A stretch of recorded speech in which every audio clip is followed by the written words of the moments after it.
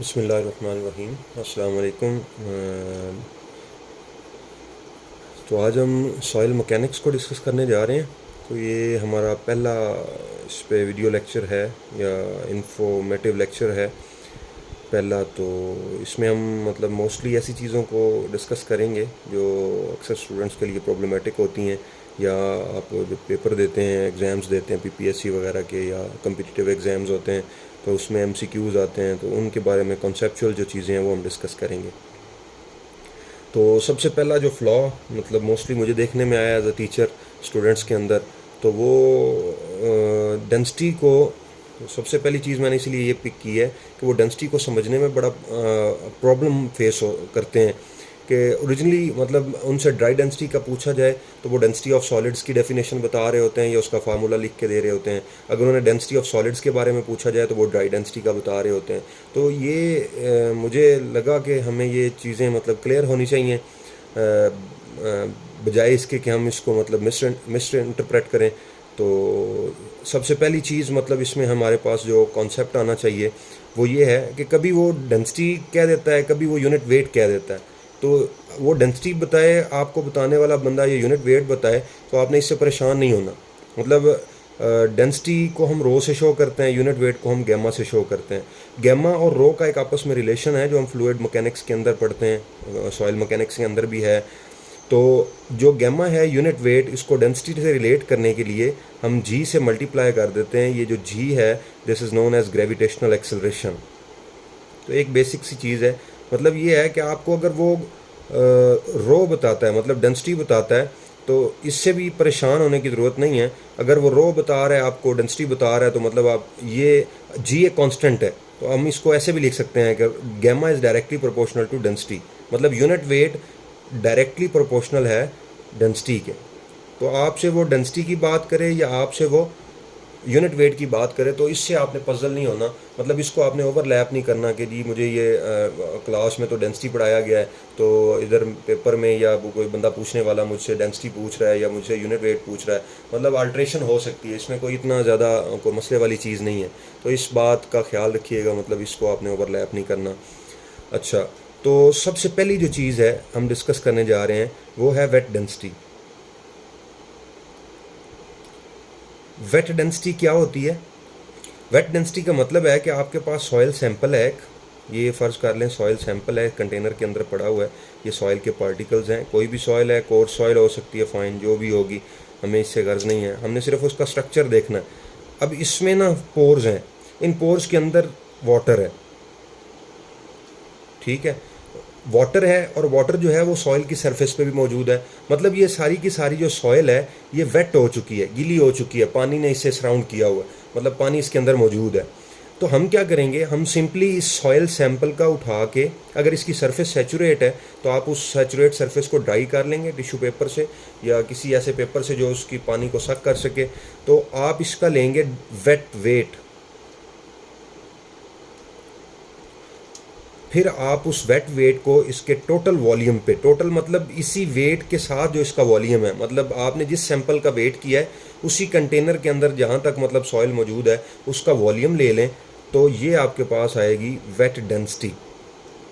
मतलब weight weight of the soil and total volume of soil sample, जितना भी उसका वॉल्यूम है, जब इन दोनों चीज़ों को आप डिवाइड करेंगे तो आपके पास वेट डेंसिटी आ जाएगी। ये उस वक्त है जब आपके सैंपल के अंदर वाटर मौजूद है।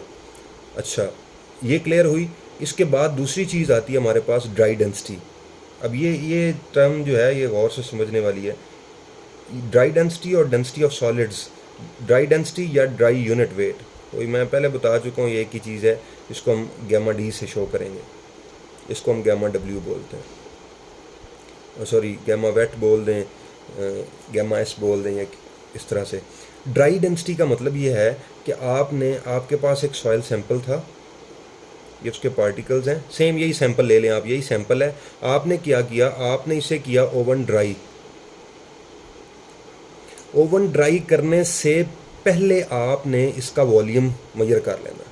इस सॉइल का ओवन ड्राई करने से पहले जो वॉल्यूम है वो आपने मेजर कर लेना है। वो आपने लिख लेना डिनोमिनेटर के अंदर, volume of soil before drawing.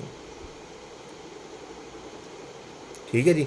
Dry करने से पहले आपने इसका वॉल्यूम नोट करना है, और ड्राई करने के बाद ये आपका जो सैंपल है ये ड्राइड सैंपल है, ओवन ड्राइड है। जैसे ही आप इसे ओवन ड्राई करेंगे आप इसका वेट मेजर कर लेंगे, तो वो वेट होगा ड्राइड वेट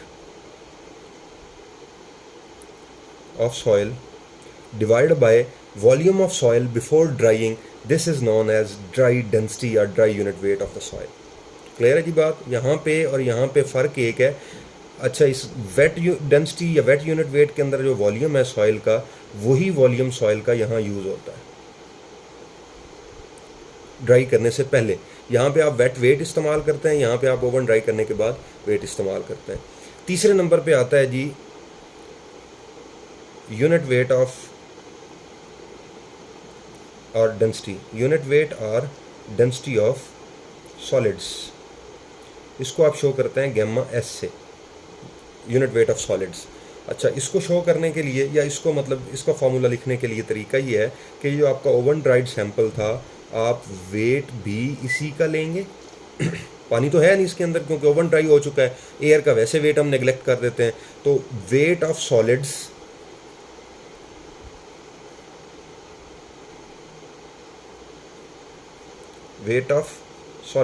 मतलब यही वाला वेट जो यहाँ पे हमने ड्राइड वेट ऑफ सॉइल इस्तेमाल किया है, डिवाइडेड बाय यहाँ पे जो हम वॉल्यूम इस्तेमाल कर रहे थे वो टोटल सैंपल का बिफोर ड्राइंग वॉल्यूम था। लेकिन अब हमने क्या करना है, पानी निकल चुका है, एयर नहीं है, तो आपने क्या करना है, एयर अगर है भी सही तो हमें उससे गर्ज नहीं है, हम सिर्फ और सिर्फ सॉलिड्स का वॉल्यूम लेंगे, मीन वॉल्यूम ऑफ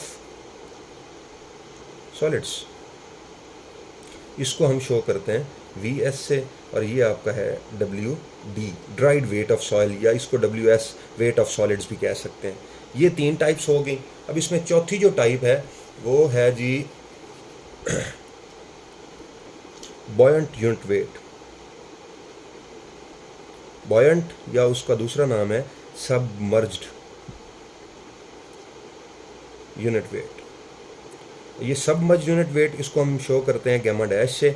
ये सबमर्ज्ड यूनिट वेट कब आता है, जब आपकी सॉइल पूरी तरह पानी के अंदर इमर्स हो चुकी है। मतलब ये आपका कंटेनर है, उसके अंदर यहाँ तक पानी है, तो आपने सॉइल को एक कंटेनर में डाला और इस पानी का जो कंटेनर है या कोई भी टैंक है उसके अंदर आपने लटका दिया इसको, तो ये जो सॉइल है ये पानी के अंदर है।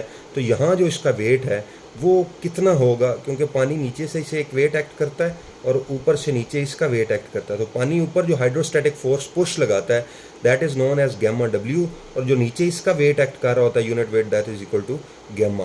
तो unit weight, saturated unit weight of soil minus unit weight of water. मतलब अगर आपकी सॉइल है, आपका सॉइल सैंपल है, उसका saturated unit wait 20 kilo Newton पर मीटर क्यूब है, तो वाटर का अप्रॉक्सीमेट लें 10, तो आपका जो गैमा डैश है वो 10 किलो न्यूटन पर मीटर क्यूब आता है।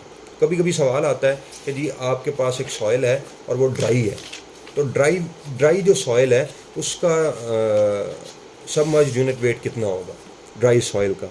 तो ड्राई सॉइल के लिए रूल ये है कि जो आपका यूनिट वेट सॉइल का होता है ड्राई, वही उसका सबमर्ज्ड यूनिट वेट होता है या वही उसका बॉयंट यूनिट वेट होता है। तो अक्सर स्टूडेंट्स जो हैं वो ड्राई सॉइल के लिए भी वो गैमा डैश निकालने के लिए गैमा D में से गैमा W माइनस कर रहे होते हैं, हालांकि वो सॉइल जब ड्राई है तो वाटर का तो रिलेशन ही नहीं है उसके साथ, मतलब वाटर का कोई फोर्स इम्पैक्ट नहीं है उसके अंदर। तो हम ये गलत जो इंटरप्रिटेशन है इसको भी हम कंट्रोल करेंगे, मतलब ये चीज़ भी गलत है। नेक्स्ट हम जाएंगे अपना प्रोसिटी की तरफ या वॉइड रेशो की तरफ। तो दूसरी चीज़ हम डिस्कस कर लेते हैं यहाँ पे वॉइड रेशो।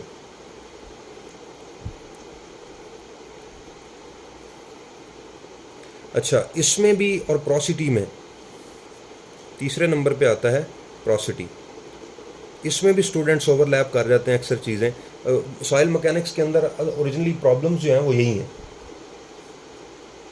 कि स्टूडेंट्स को पता नहीं चलता कि हम वॉइड रेशो को कैसे अंडरस्टैंड करें, कैसे समझें और इसका फार्मूला क्या होगा।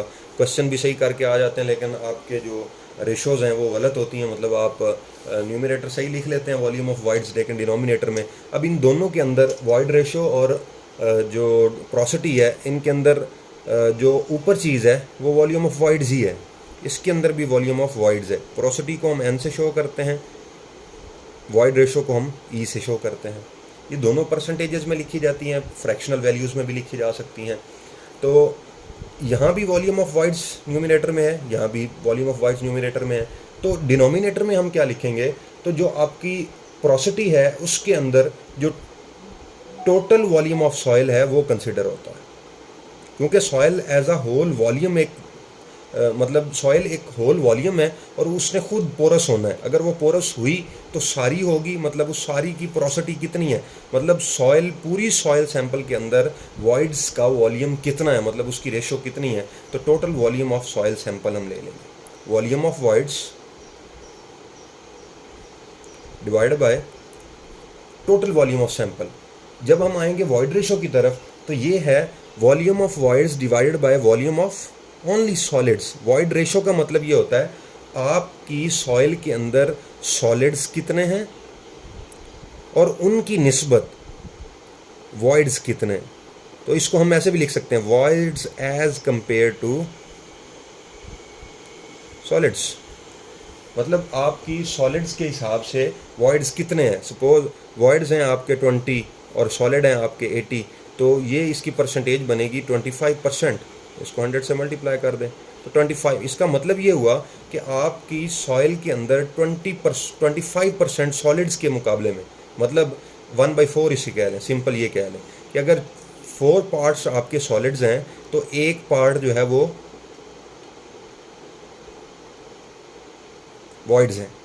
4 पार्ट सॉलिड्स हैं, एक पार्ट वॉइड्स हैं। अगर इसी को हम मिक्स करें कि volume of voids plus volume of solids is equal to, ऊपर वाली एग्जांपल को कैरी ऑन करते हैं तो ये बन जाता है total volume of soil, this is equal to 20 + 80 is equal to 100।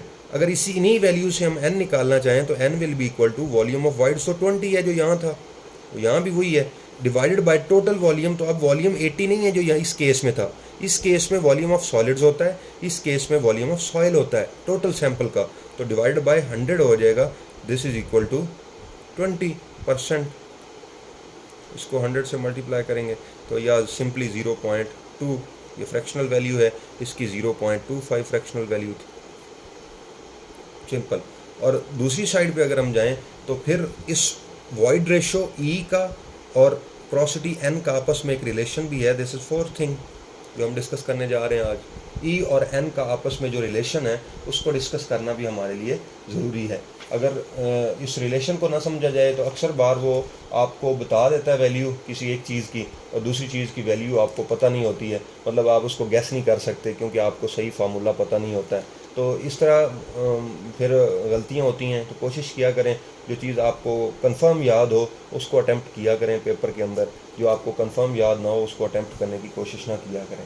तो जो इसका रिलेशन है पोरोसिटी और वॉइड रेशो का आपस में, तो n is equal to E/1 + E है, E/1 + E। मतलब ये है अगर आपके पास एक चीज़ गिवन है, मतलब E आपके पास गिवन है तो आपको n डायरेक्टली उस इधर जाके कैलकुलेट करने की ज़रूरत नहीं है। आप E की वैल्यू यहाँ पुट करेंगे, यहाँ पुट करेंगे, n की वैल्यू आपके पास आ जाएगी। फ़र्ज़ करें हमारे पास E की वैल्यू मतलब आई है 25%, तो हम 0.25 डिवाइड बाई 1 + 0.25 करेंगे तो इससे जो आंसर आएगा वो हमारा मतलब रिलेशन, तो हम इस रिलेशन को डायरेक्टली इस्तेमाल कर रहे हैं, हमें मतलब कहीं इनडायरेक्ट घुसने की ज़रूरत नहीं है कि हम जी जाएँ पहले फार्मूला चेक करें, तो उस तरह से नहीं होगा। तो हम इन वैल्यूज़ को, ये जो मैंने किया था कि यहाँ पे वॉल्यूम ऑफ वॉइड्स 20 हैं, वॉल्यूम ऑफ सॉलिड्स 80 हैं, तो टोटल वॉल्यूम 100 बनता है और ये निकलता है, तो मैं इसी को यूज़ करता हूँ 0.25 को, और इसको देखते हैं कि ये 0.2 आता है या नहीं आता। हमने पहले उस फार्मूले से किया था जो फार्मूला है n का, और अब जो है हम इस डायरेक्ट फार्मूले से करने जा रहे हैं। अगर इससे भी आंसर सेम आता है तो इसका मतलब ये है कि हमारा ये जो अजम्पशन था ये और ये दोनों ये ठीक है। तो E की वैल्यू है जी 0.25 डिवाइडेड बाय 1.25, मतलब 1 + 0.25 1.25। तो n को जब कैलकुलेट करके आंसर निकालते हैं तो 0.2 आता है। ये आंसर और ये आंसर सेम है। इसका मतलब ये जो डायरेक्ट रिलेशनशिप है इसको, अब ये नहीं है कि जी E की वैल्यू गिवन है तो n की वैल्यू फाइंड कर सकते हैं। अगर n की गिवन है तो E की भी फाइंड कर सकते हैं। इसको रीअरेंज करना पड़ेगा आपको, वो रीअरेंज किया जा सकता है, मतलब उसमें कोई बेसिक मैथमेटिक्स है, उसमें कोई इशू नहीं होता है सच। Thank you very much. अगली वीडियो में मिलते हैं आपके साथ और ज़्यादा इन्फॉर्मेशन के साथ। टेक केयर, अल्लाह हाफिज़।